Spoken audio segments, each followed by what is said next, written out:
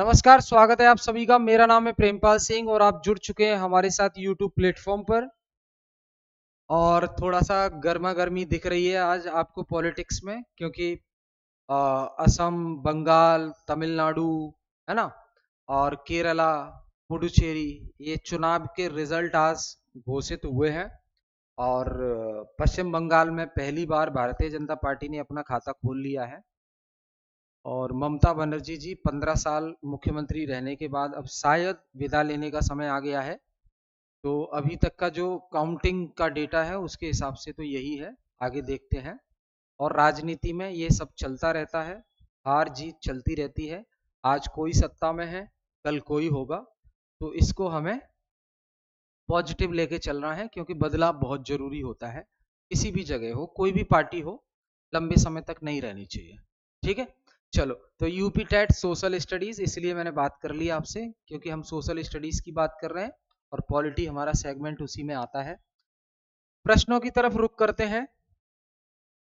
पहला प्रश्न है, एक सेकंड में देख लेता हूं एक बार कितना डिस्कस किया है हमने।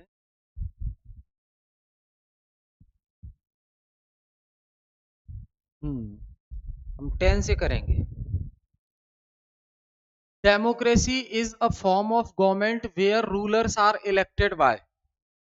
जो लोकतंत्र है, लोकतंत्र वह सरकार है जहां शासक चुने जाते हैं। कैसे? लोकतंत्र में शासक कैसे चुने जाते हैं दोस्त, बताओ? कैसे चुने जाते हैं लोकतंत्र में शासक? तो लोगों के द्वारा। किसके द्वारा? लोगों के द्वारा शासक चुने जाते हैं। ठीक है, यही है डेमोक्रेसी। अब जैसे इंडिया की डेमोक्रेसी की अगर मैं बात करूं, तो देखो, जैसे आज विधानसभा चुनाव के नतीजे आए हैं। विधानसभा चुनाव के नतीजे आए हैं। फॉर एग्जाम्पल बंगाल की बात कर लेते हैं। बंगाल की बात कर लेते हैं। तो बंगाल विधानसभा में 293 सीट के लिए ये काउंटिंग हुई है, हालांकि सीट 294 है बंगाल विधानसभा में। अब सरकार कौन बना पाएगा? तो इन 293 लोगों को किसने चुना है? ये भारत, वो बंगाल के लोगों ने चुना है। किसने चुना है? बंगाल के जनता ने, लोगों ने वोट देकर चुना है। अब इसमें से तृणमूल कांग्रेस के भी लोग हैं जो चुनाव जीते हैं, बीजेपी के भी लोग हैं। सरकार कौन बना पाएगा? तो 293 डिवाइड बाई 2, यानी कि लगभग अगर 94 भी टोटल मान लें हम, जिनका द्वारा चुनाव होगा। एक सेंटर पे धांधली हुई थी, इस वजह से 21 तारीख को द्वारा चुनाव होगा वहां। तो फिर भी 148, 148 ये मैजिक नंबर है। 148 सीट जो कोई पार्टी जीत जाएगी वो सरकार बनाने के लिए तैयार है। तो डेमोक्रेसी गवर्नमेंट की वो फॉर्म है जहां पर जो शासक है वो जनता के द्वारा चुना जाता है। यानी कि अभी के हिसाब से बीजेपी, भारतीय जनता पार्टी बहुमत में है। तो अब बीजेपी को चुना है लोगों ने कि ये बीजेपी शासन करे बंगाल में। समझ रहे हैं? मैंने आपको समझा दिया ये आज का एग्जाम्पल देके। तो डेमोक्रेसी, लोकतंत्र, उस टाइप की सरकार है जहां पर शासक लोगों के द्वारा चुना जाता है। ये याद रखेंगे आप। ठीक है, आगे। विच इज अ की फीचर ऑफ डेमोक्रेसी। लोकतंत्र की प्रमुख विशेषता क्या है? तो लोकतंत्र की प्रमुख विशेषता क्या है? फ्री एंड फेयर इलेक्शंस होते हैं यहाँ पे, या रूल बाई वन पर्सन, एक व्यक्ति का ही शासन होता है। तो डेमोक्रेसी में एक व्यक्ति का शासन तो नहीं होता, इतनी बात तो तय है। क्योंकि जहां एक व्यक्ति का शासन होगा वो लोकतंत्र नहीं, वो राजाशाही कहलाएगी। ठीक है। और C option, no rights for citizens, लोगों के लिए कोई अधिकार नहीं होते डेमोक्रेसी में, ये भी बात गलत है। परमानेंट रूलर, जो शासक है वो स्थायी होता है, परमानेंट होता है, उसे कोई बदल नहीं सकता, ये भी गलत है। लोकतंत्र में तो बदला जा सकता है। 15 साल ममता बनर्जी रह ली सत्ता में, अब लोगों ने बदल दिया उनको और उसकी जगह पर दूसरी पार्टी आ जाएगी। तो फिलहाल ध्यान रखें आप, what is, which is a की फीचर ऑफ डेमोक्रेसी। तो लोकतंत्र की प्रमुख विशेषता क्या है? Free and fair election. Free and fair election, यानी कि पारदर्शिता के साथ चुनाव ही लोकतंत्र की पहचान है। ठीक है, तो पश्चिम बंगाल में पारदर्शिता से चुनाव हो, इसके लिए चुनाव आयोग ने पूरी सिक्योरिटी फोर्सेस, कोई दंगा ना हो सके, पूरी ट्रांसपेरेंसी, सबके सामने ईवीएम को क्लोज करना, ईवीएम की ओपनिंग करना, काउंटिंग करना, ये सबके सामने है, लाइव कैमरे लगे हुए हैं। तो ये है आपकी लोकतंत्र। आगे बात करें हम, state government is headed by, राज्य सरकार का प्रमुख कौन होता है? यूपी टेट का सवाल, राज्य सरकार का प्रमुख कौन होता है? तो भैया राज्य सरकार का प्रमुख, स्टेट गवर्नमेंट का हेड कौन होता है? तो यहां देखो दो चीज याद रखने हैं, एक चीफ मिनिस्टर और दूसरा गवर्नर। तो जब हम गवर्नर की बात करेंगे तो गवर्नर राज्य कार्यपालिका, गवर्नर क्या होता है? राज्य कार्यपालिका का प्रमुख होता है। गवर्नर राज्य कार्यपालिका का प्रमुख होता है। ठीक, वहीं मुख्यमंत्री राज्य सरकार का प्रमुख होता है। मुख्यमंत्री राज्य सरकार का प्रमुख होता है। ठीक है, तो हेड ऑफ द गवर्नमेंट कौन होगा स्टेट में? हेड ऑफ द गवर्नमेंट होगा स्टेट में मुख्यमंत्री। ठीक है, याद रखेंगे इसको। फिर है the governor of state is appointed by, जो राज्यपाल होता है राज्य का, उसकी नियुक्ति किसके द्वारा की जाती है? तो राज्यपाल की नियुक्ति की जाती है भारत के राष्ट्रपति के द्वारा। किसके द्वारा? भारत के राष्ट्रपति के द्वारा नियुक्ति की जाती है। तो यहां जो गवर्नर है यानी कि राज्यपाल, राज्यपाल राज्यपाल होता है राज्यों में। कहाँ होता है? राज्य में। और इसी के साथ आपने सुना होगा एक उपराज्यपाल। उपराज्यपाल, उपराज्यपाल कहाँ होता है? ये होता है केंद्र शासित प्रदेशों में। केंद्र शासित प्रदेश, जहां पे होता है उपराज्यपाल, केंद्र शासित प्रदेशों में होता है उपराज्यपाल। तो चाहे राज्यपाल हो या उपराज्यपाल, नियुक्ति कौन करेगा? भारत का राष्ट्रपति करेगा। जिस प्रकार भारत का राष्ट्रपति भारत का प्रथम नागरिक कहलाता है, भारत का राष्ट्रपति भारत का प्रथम नागरिक कहलाता है। कहाँ का? भारत का, भारत का प्रथम नागरिक कहलाता है। ठीक वैसे ही राज्यपाल राज्य का प्रथम नागरिक कहलाता है। राज्य का प्रथम नागरिक कहलाता है। समझ गए? तो ये याद रखना है आपको। आगे हम चलें,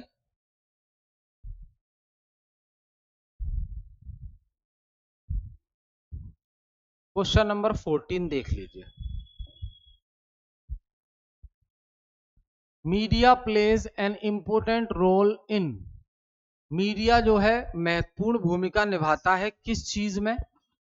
तो informing citizens and creating awareness, जो मीडिया है वो लोगों को जागरूक करने में और लोगों तक जानकारी पहुंचाने में एक महत्वपूर्ण भूमिका निभाता है।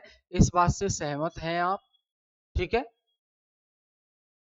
तो आंसर तो यही हो गया, क्योंकि केवल एंटरटेनमेंट करता है मीडिया, ये गलत है। एंटरटेनमेंट है वो है मीडिया में, लेकिन केवल एंटरटेनमेंट नहीं है। हाइडिंग फैक्ट, ये कुछ फैक्ट को, तथ्यों को छिपाता है। या कंट्रोलिंग इकोनॉमी, अर्थव्यवस्था को नियंत्रित करता है क्या मीडिया? अर्थव्यवस्था को नियंत्रित करता है, तो ये गलत बात है। अर्थव्यवस्था को नियंत्रित क्यों करेगा? नहीं करेगा। तो आंसर हो जाएगा आपका A, informing citizens and creating awareness. Question number 15 देखिए, which of the following is an example of mass media, निम्नलिखित में से मास मीडिया का उदाहरण क्या है? निम्नलिखित में से मास मीडिया का उदाहरण क्या है?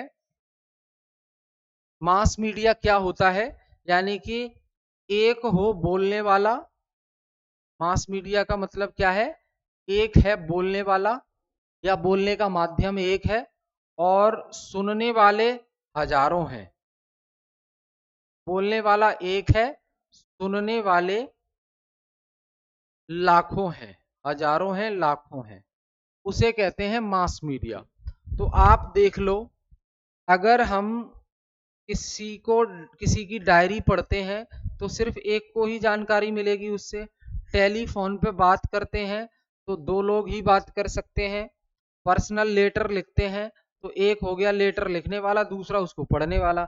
लेकिन अगर टेलीविजन पर कोई बात है, टेलीविजन पर कोई न्यूज चल रही है, तो टेलीविजन की पहुंच लाखों लोगों तक है, इसलिए मास मीडिया का उदाहरण हो जाएगा टीवी यानी कि टेलीविजन।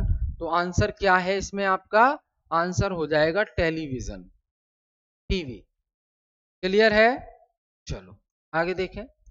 जेंडर का मतलब क्या होता है? बड़े बेसिक क्वेश्चन पूछे गए हैं ये सी टेट में और यूपी टेट में। जेंडर का मतलब क्या है? तो जेंडर का मतलब क्या है? Social roles and expectation for males and females, या biological differences only, age difference या इकोनॉमिक स्टेटस। लिंग किससे संबंधित है? मेल फीमेल, तो ये बायोलॉजिकल डिफरेंसेस है, या social roles expectations for males and female, ऐसा है, बायोलॉजिकल डिफरेंस है। ठीक है, जेंडर, जेंडर के बिहाफ पे कोई डिस्क्रिमिनेशन नहीं होता, ये हमारा कॉन्स्टिट्यूशन हमें गारंटी देता है। समझ गए? आगे देखो, अगला प्रश्न देखें आप। Stereotypes based on gender can lead to, लिंग आधारित रूढ़िवादिता किसका कारण बन सकती है? तो स्पोर्ट्स पार्टिसिपेशन का गलत, एजुकेशन केवल गलत, समानता का गलत, ये बनती है डिस्क्रिमिनेशन का, यानी कि भेदभाव। ये किसकी बनती है? भेदभाव का कारण बनती है ये। स्टीरियोटाइप्स क्या है? जेंडर के बेस पे भेदभाव का कारण बन जाती है। हम पहले से ही डिसाइड कर लें, अरे वो तो महिला है, वो ऐसा काम नहीं कर सकती, वो पुरुष है, वो रोटी नहीं बना सकता। स्टीरियोटाइप्स है, हर कोई सब कुछ कर सकता है आज के टाइम पर। The constitution of India was adopted, Bharat का संविधान कब अपनाया गया? तो दोस्त, भारत का संविधान अपनाया गया है 26 नवंबर 1949 को। कब अपनाया गया? 26 नवंबर। इस दिन हम संविधान दिवस मनाते हैं। इस दिन हम क्या मनाते हैं? संविधान दिवस मनाते हैं, ध्यान रखना, कॉन्स्टिट्यूशन डे, क्योंकि 26 नवंबर 1949 को कॉन्स्टिट्यूशन को एडॉप्ट किया गया था। बाकी और डेट देख लेते हैं। 15 अगस्त 1947 को हम स्वतंत्रता दिवस मनाते हैं। स्वतंत्रता दिवस मनाते हैं, आजाद हुआ था देश। 26 जनवरी 1950 को संविधान लागू हुआ था, इसलिए गणतंत्र दिवस मनाते हैं इस दिन। और 2 अक्टूबर 1949 को ये तो गांधी जयंती होती है, गांधी जयंती होती है। और सिर्फ अगर 2 अक्टूबर को देखें तो 2 अक्टूबर को ही, 2 अक्टूबर 2 अक्टूबर को और पंचायती राज व्यवस्था की शुरुआत होती है राजस्थान के जिला नागौर में। पंचायती राज प्रणाली की शुरुआत होती है राजस्थान के जिला नागौर में। क्लियर है यहां तक? एक सेकंड पानी पी लेता हूं।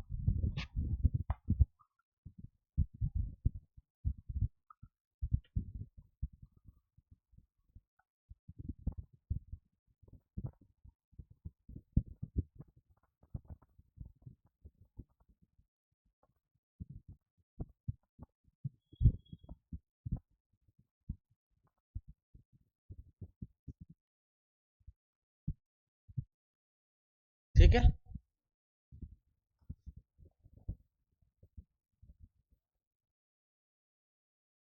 उसके बाद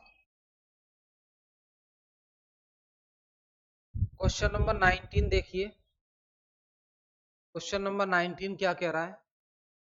the preamble of the Indian constitution declares India as a, भारतीय संविधान की प्रस्तावना भारत को क्या घोषित करती है? इंडिया, इंडियन कॉन्स्टिट्यूशन का जो प्रीएम्बल वाला पार्ट है, जिसे ऑब्जेक्टिव रेजोल्यूशन के नाम पर नेहरू जी के द्वारा इंट्रोड्यूस कराया गया था, बाद में वही प्रीएम्बल बना। तो प्रीएम्बल जो है इंडियन कॉन्स्टिट्यूशन का, वो भारत को क्या डिक्लेयर करता है, घोषित करता है? तो India is a sovereign socialist secular democratic Republic country. ठीक है, तो सोवरेन कंट्री है भारत, सोशलिस्ट है, सेकुलर है, यानी कि सभी धर्मों का पालन होगा, डेमोक्रेटिक है, लोकतांत्रिक है, रिपब्लिक गणराज्य है, यानी कि हमारे यहाँ राष्ट्रपति चुनाव के द्वारा निर्वाचन होता है, चुनाव होता है उसका। ये आंसर हो जाएगा आपका ये, कि India is a sovereign socialist secular democratic and Republic nation. ठीक, फिर है 20, इन parliamentary government the real executive power is lies with, जो संसदीय प्रणाली होती है सरकारों की, उसमें वास्तविक कार्यकारी शक्ति किसके पास होती है? तो वास्तविक कार्यकारी शक्ति प्रधानमंत्री के पास होती है। ध्यान रखना, जो प्रधानमंत्री है, प्रधानमंत्री जो कि हेड होता है मंत्रिपरिषद का, कि हेड होता है अपनी मंत्रिपरिषद का, यही रियल हेड होते हैं। यही कौन है? Real head of government. बाकी जब राष्ट्रपति की बात की जाए, तो राष्ट्रपति नाम मात्र का मुखिया है, यानी कि नॉमिनल हेड है। राष्ट्रपति क्या है? नॉमिनल हेड है, और जबकि प्राइम मिनिस्टर और council of minister real head है। आई होप क्लियर है। चलो आगे देखते हैं।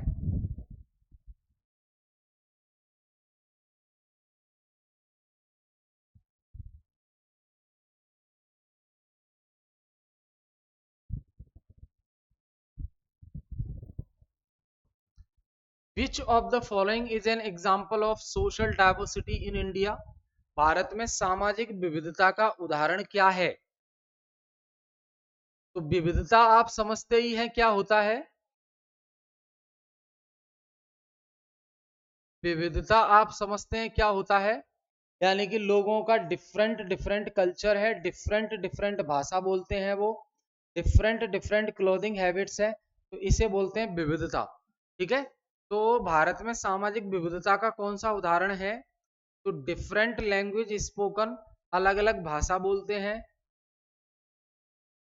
तो ये आंसर हो जाएगा बी है। सेम रिलीजन एवरीवेयर, हर जगह एक ही धर्म है, तो ये विविधता नहीं होती। यूनिफॉर्म क्लॉथिंग, कपड़े पहनने की जो आदत है वो भी सेम है, वो भी गलत है। सिंगल टाइप ऑफ फूड, क्या पूरे भारत में एक ही प्रकार का खाना खाया जाता है? नहीं। तो भारत में अलग अलग भाषा बोली जाती है, ये सामाजिक विविधता का एक उदाहरण है। इसके साथ साथ अलग अलग भाषा बोलने के साथ साथ अलग अलग अलग अलग खाना, कपड़ा, धर्म, ये सब है। तो ये सब एग्जाम्पल किसके हो जाएंगे? सामाजिक विविधता के। आगे देखिए, the term unity in diversity is associated with which feature of India? एकता में विविधता या विविधता में एकता, यूनिटी इन डाइवर्सिटी, विविधता में एकता, क्या होगा? विविधता में एकता। Is associated with which features of India? तो सोशल हार्मोनी डिस्पाइट डिफरेंसेस, यानी कि इतना अंतर है सब लोगों में, इतना अंतर है साउथ इंडिया, नॉर्थ ईस्ट, है ना, साउथ के लोगों में, लेकिन उसके बावजूद भी आपस में वो सही से रहते हैं। यही दिखाती है यूनिटी इन डाइवर्सिटी। यही क्या दिखाता है कि इंडिया में यूनिटी इन डाइवर्सिटी है। तो सोशल हार्मोनी डिस्पाइट डिफरेंसेस, ये आंसर हो जाएगा। फेडरलिज्म का मतलब संघवाद होता है जहां केंद्र और राज्य के पास अलग अलग शक्तियां हैं और दोनों अपना अपना काम करें, कोई एक दूसरे के काम में इंटरफेयर ना करे। मोनार्की, राजाशाही, डिक्टेटरशिप, तानाशाही, ठीक है, ये होता है। आगे देखिए,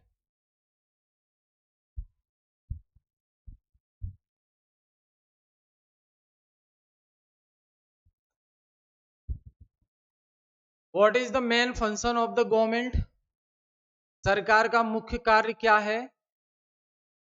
to make laws and maintain order, कानून व्यवस्था बनाए रखना, कानून व्यवस्था बनाए रखना,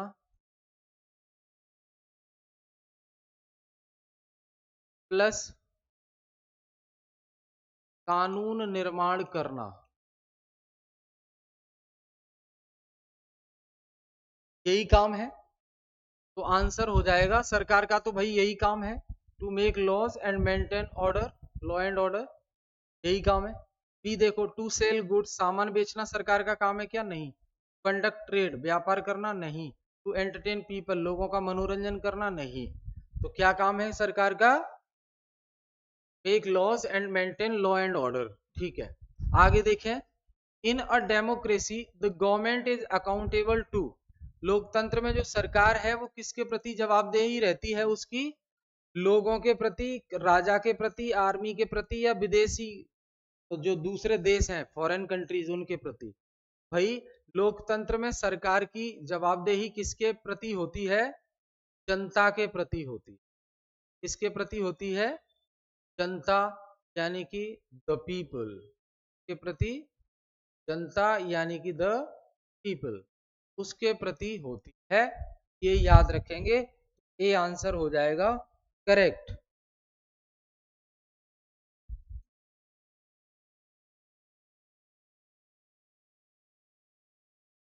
आगे देखें, पंचायती राज सिस्टम इज रिलेटेड टू, पंचायती राज प्रणाली किससे संबंध रखती है? तो local government in rural areas, या सेंट्रल गवर्नमेंट, या स्टेट गवर्नमेंट, या न्यायपालिका? नहीं। तो पंचायती राज प्रणाली का संबंध किससे है? जो गांव होते हैं, गांव, वहीं पर जो स्थानीय सरकार है वहां की, गांव में जो स्थानीय सरकार है उसे पंचायत कहते हैं, तो से संबंधित है पंचायती राज प्रणाली, ठीक है। तो ध्यान देंगे, अब इसके बारे में थोड़ा सा देख लो आप।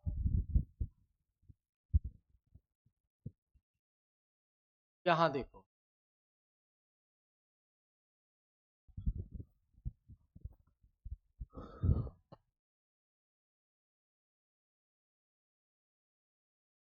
भारत में पंचायती राज व्यवस्था की शुरुआत 2 अक्टूबर 1959 को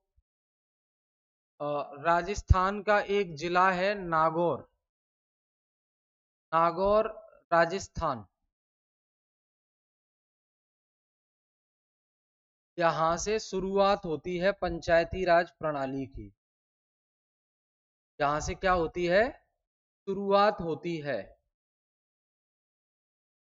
लेकिन पंचायती राज प्रणाली को संविधान में कब जोड़ा गया? संविधान में जोड़ने के लिए संशोधन करना पड़ता है। इसके लिए 73वां संविधान संशोधन किया, 73वां संशोधन किया, कब? 1992 में। और 73वां संविधान संशोधन 1992 में करके और संविधान में पंचायती राज प्रणाली को जोड़ दिया गया। और संविधान में पंचायती राज प्रणाली को कहाँ जोड़ा? भाग 9 में। कहाँ जोड़ा? भाग 9 में। और शेड्यूल 11, शेड्यूल कौन सा? 11। और मेन आर्टिकल 243 है इसका, 243। इसी अमेंडमेंट के द्वारा चुनाव करवाने के लिए राज्य निर्वाचन आयोग बनाया गया था। राज्य निर्वाचन आयोग का गठन किया गया था। आई होप इतना क्लियर है। ठीक है भाई, तो दोस्त ये डिस्कस किए हमने आज के प्रश्न। हम फिर मिलेंगे नेक्स्ट क्लास में और क्वेश्चंस के साथ। तब तक जुड़े रहिए। और इस बार आपको यूपी टेट क्वालिफाई करना है क्योंकि वैकेंसी आने वाली है, क्योंकि नेक्स्ट ईयर विधानसभा के चुनाव है उत्तर प्रदेश में। इलेक्शन से पहले कोशिश करेगी सरकार कि जितनी ज्यादा वैकेंसी अनाउंस कर सके, क्योंकि उसको वोट में फायदा होगा उससे, तो सरकार ऐसा करेगी। लेकिन आपके लिए फायदेमंद तभी होगा जब आप अच्छे से यूपी टेट क्वालिफाई करके और उस वैकेंसी में भी अपना एक सीट फिक्स कर पाए, ऐसी मेहनत करें आप। ठीक है, फिर मिलेंगे। बहुत बहुत धन्यवाद आपका।